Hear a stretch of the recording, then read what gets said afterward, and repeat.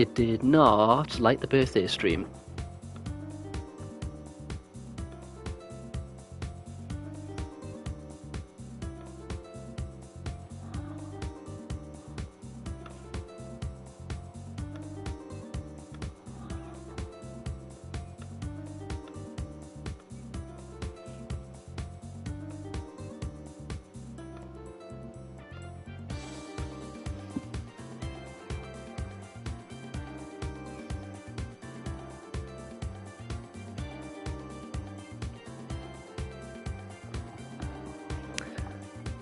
We're going again.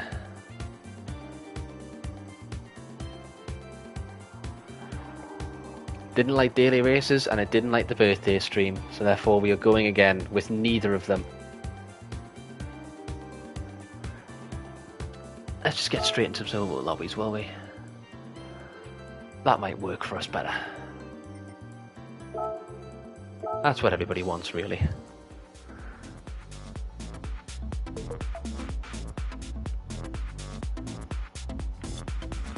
Leaving that open this time.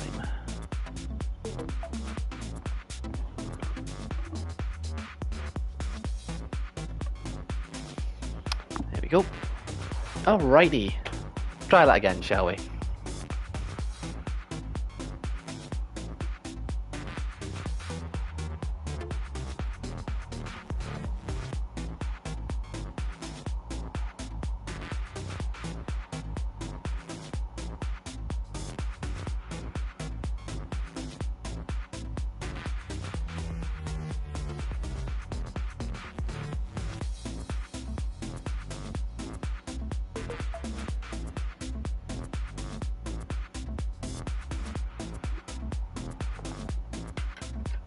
Alrighty, let's get some people in here.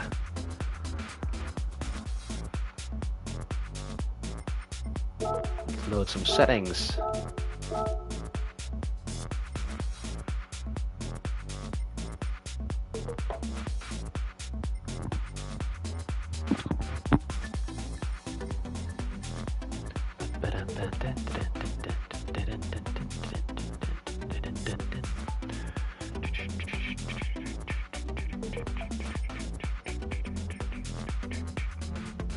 Yeah, let's go for it. Alrighty. Going straight into open lobbies now. I didn't like daily races, and frankly nobody wants to see that anyway, so we're going straight in.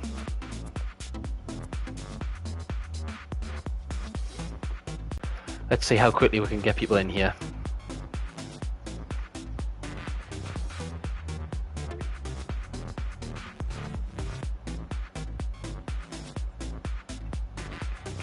Here we go, our first take already.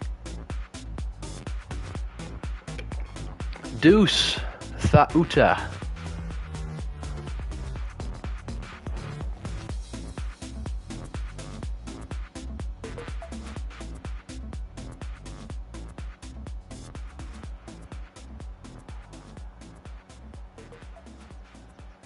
Oh, Deuce left already.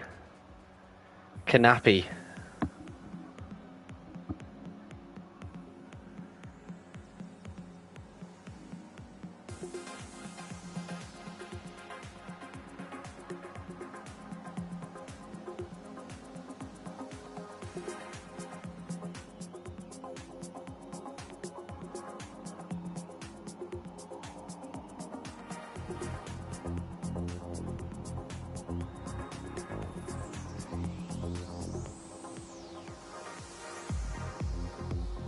Already people flying in the lobby, that's what we like to see. Exactly what we want. Alrighty, who's the first people on track? Who we're going to be looking at today? First one up is Simix. That's how I'm going to be pronouncing it, and I don't care. The Italian.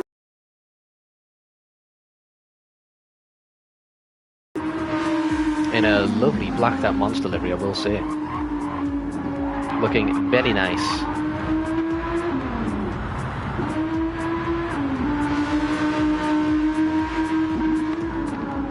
Lovely to see a little monster livery going around there. Very nice indeed. Up next we have Kanapi, the Belgian driver, who is also racing in a Turkish Porsche from the looks of it. Just holding up the Dodge Viper in front of them there, of Mr. Apocalypse. Is that how? Did I get that right? Apocalypos. Sure. Apocalypos. Sure. We'll go with that. And we have another Italian in another Monster Energy. I wonder if them two know each other. Of Basic. That's how I'm going to pronounce it. Looking a bit laggy at the moment, but hopefully that'll sort itself out in a little bit.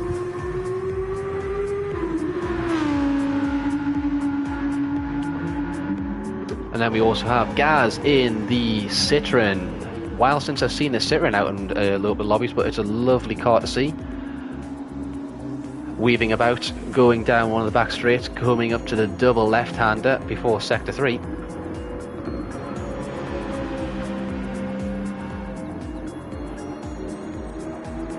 Lovely little livery there. We always like to see the Citroen. It's one of them cars that is you don't see very often, but it used to be a bit of a menace, to be honest, especially with tyre and fuel wear back in the day. It used to be a real dark horse along with the Mazda. It just used to be really, really good on its fuel and tyres, which made it really good in endurance racing actually. But alas, you don't see it that often at all anymore. It's been heavily nerfed since then. It's unfortunately not one of the more competitive cars in the current scheme of things, I believe. But not being in the scene for a little bit, I imagine I'm probably wrong, but we're going to go with that anyway. And we have another Citroen, actually, funnily enough. I wonder if they're making a bit of a comeback. I wonder if these two know each other. Gaz and Apocalypse, both in the Citroen, both looking fairly similar liveries, to be honest. One in, you've got Apocalypse in a red Citroen, and you have Gaz in the golden Citroen, which is quite nice to see. Very nice. Oh, and look at this, we have an FT1. A very unique car to find in some of these lobbies. You do not see the FT1 out and about hardly at all anymore, so it's very nice to see that from Jav44. Rocking a very, very classy weed livery. Have the Ford GT by N9QMR. Looks to be in a very American livery. Driving around there, very nice. I like to see the Ford GT out as well. A good variety of cars here. There's not too many of the normal faces that you see with these cars, so it's very nice to see on them. But speaking of normal cars, we have a bright blue, glistening Supra driven round by Billy. Coming into the last sector there, just in front of the bright pink Porsche, the Nerds car from Captain Kidd. Very nice. If you don't know by now, a lot of these cars, if you have a pink livery on one of your cars, you will get good screen time. So bear that in mind, people, for anybody who's watching and understand. Pink cars equal screen time. That's just how it works with me. Pink is the best colour, and I will have no other arguments about it. So very nice Nerds livery there from Captain Kidd as you go straight into the back of Billy there. A massive accident going through to the hairpins. Hopefully we'll see none of that during the actual race there, as it looks like the Supra in the background just gets really early on his brakes. Captain Kidd not expecting it whatsoever and ploughs straight into the back of him there. But hopefully we'll not see any of that going forward. And then we have Arthur going around the outside in another of the Porsches, going around the outside of the Turkish Porsche there. We have a Huracan driven by DJ Gatto. Is that a play on Valerian Gallo, maybe? Who knows? But he is rocking the bright blue Huracan, flicking the indicators on there as he tackles, going straight into the final chicane there, looking like a good little line. Just misses the first apex, but gets all over the curve on the second, which is a good sign there. Very nice to see. We have Chunky Monkey from Qatar, I believe that flag is, going around in the golden standard Porsche, as we see another Porsche go a bit wide in the background, just messing his brakes up slightly. And that green Porsche, oh, as we have a spin from KSC Roy in the green Spotify themed Porsche. The German driver showing us how to do some donuts there at the last couple corners.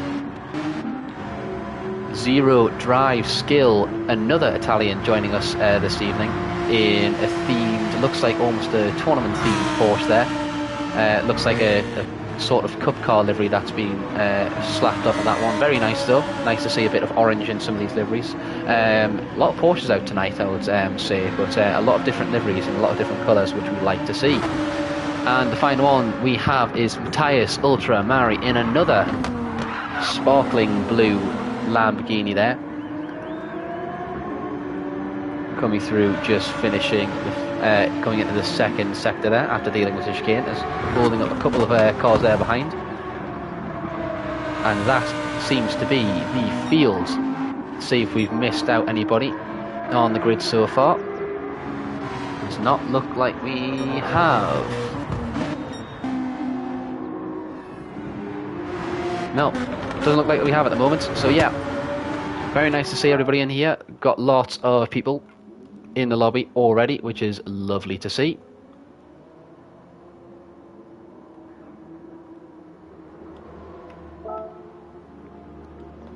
And we will be starting soon.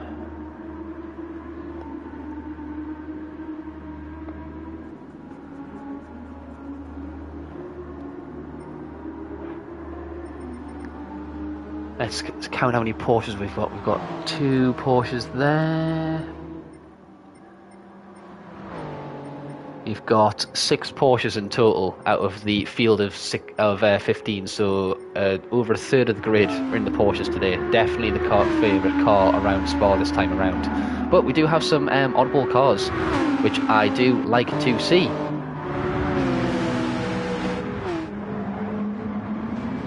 Of the couple of Citroens there, a couple of the 4GT, the R8 as well, which is nice to see. And so let's have a look. No, that's not what I wanted at all. We will let the first race run just to see what everybody's skill levels are. It will even out in the end, so that's absolutely fine. But for now, let's get this thing underway.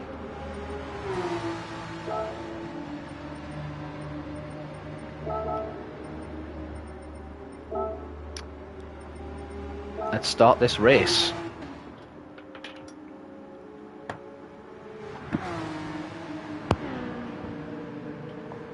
Good luck to everybody on the field.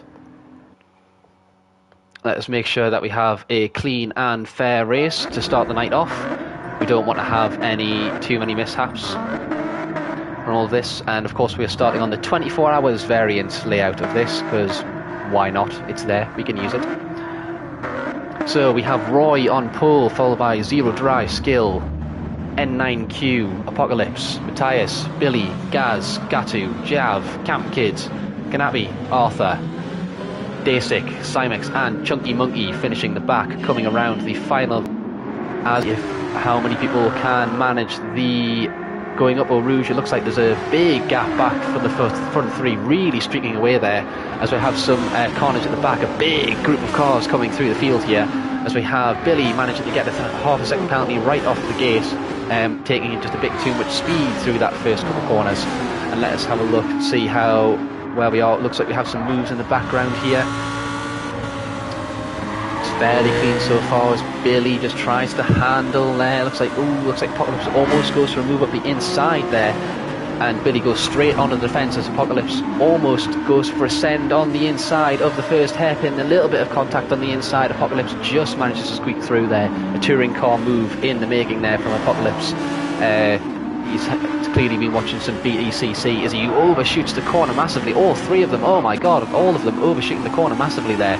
Maybe a bit of the tyre wear struggles coming in, as there is not as much grip as these guys might be used to coming through this time around. And as we see a lot of the drivers going wide, maybe not used to the grip that's coming with the tyre wear. Let's check back in with the leaders as we have Zero Drive Skill just in front of N9QMR.